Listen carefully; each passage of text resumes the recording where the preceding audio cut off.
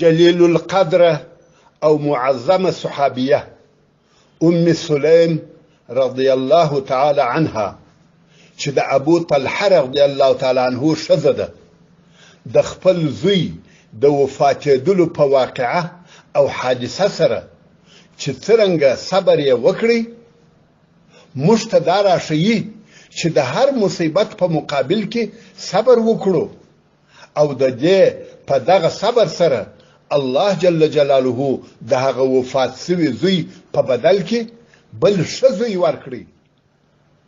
دغه قصه په هغه حدیث شریف کې چې امام بخاري او امام مسلم یې د انس ابن مالک رضی الله تعالی عنه څخه روایتوي بیانېږي او وایي: كان ابن لأبي طلحة يشتكي فخرج أبو طلحة فقبض الصبي فلما رجع أبو طلحة قال: ما فعل ابني؟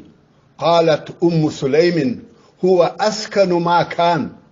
فقربت إليه العشاء فتعشى ثم أصاب منها فلما فرغ قالت: وار الصبي. فلما أصبح أبو طلحة أتى رسول الله صلى الله عليه وآله وسلم فأخبره فقال: أعرستم الليلة؟ قال: نعم. قال: اللهم بارك لهما. فولدت غلاما. قال لي أبو طلحة: احفظه حتى تأتي به النبي صلى الله عليه وآله وسلم. فأتى به النبي صلى الله عليه وآله وسلم وأرسلت معه بتمرات فأخذه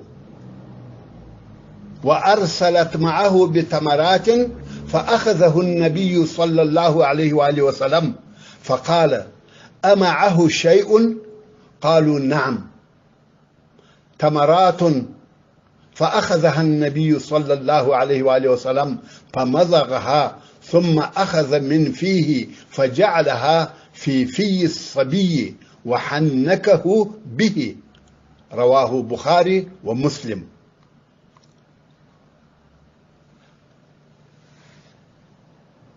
ترجمه: ابو طلحه رضی الله تعالی عنه یو زوی درلودی چې ناروغه و، خو ابو طلحه د ځینو کارونو دپاره د باندې ولاړی. دغه د غیاب په وخت کې هغه ماشوم وفات سو. نو د ماشوم مور چې ام سلیم و د کورنۍ نورو غړو ته وویله چې ابو طلحه به بېله ما بل څوک نه خبروي. کله چې ابو طلحه د شپې کور ته راغلی د ماشوم د حال پوښتنه یې وکړه. ام سلیم وویل: هغه تر اول آرام دی. او بیا یې خپل خاوند ته د شپې خواړه راوړل او د خوړو تر خوړلو وروسته د دوی په منځ کې هغه د ښځې او خاوند نزدېکت هم وسو. ښځې د څه وخت تر تېرېدلو وروسته د ماشوم پلار ته هغه وفات شوی ماشوم ورښکاره کړی. کله چې سهار سو ابو طلحه ورسول الله صلی الله علیه و آله وسلم ته ورغلی او د تیر شپې په حال یې خبر کړی. رسول الله صلی الله علیه و آله وسلم پوښتنه ځینې وکړه چې برای شپه مو نزدېکت وکړي؟ ابو طلحه وویل: هو. نو رسول الله صلی الله علیه و آله وسلم دعا ورته وکړه چې الله جل جلاله دې په دغه نزدېکت کې برکت در واچوي. نو د دوی د دغه شپې له نزدېکته بل زوی پیدا سو.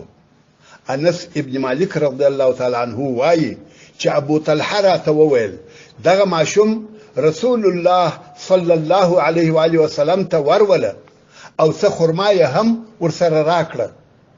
رسول الله صلی الله علیه و آله وسلم دغه ماشوم واخیستی او پوښتنه یې وکړه چې یو شی ورسره سته؟ ویل: هو. څه خرما مو راوړې ده؟ رسول الله صلی الله علیه و آله وسلم هغه خرما واخیسته او تر ژوولو وروسته د ماشوم په حلق پورې ور وموښلول او د عبدالله نوم یې پر کښېښاوه. د صبر نتیجه مو ولیدل، نو په هر وخت او هر حالت کې له صبره کار اخلي. یو متل دی چې وایي که څه هم صبر تریخ دی خو میوه یې خوږه ده.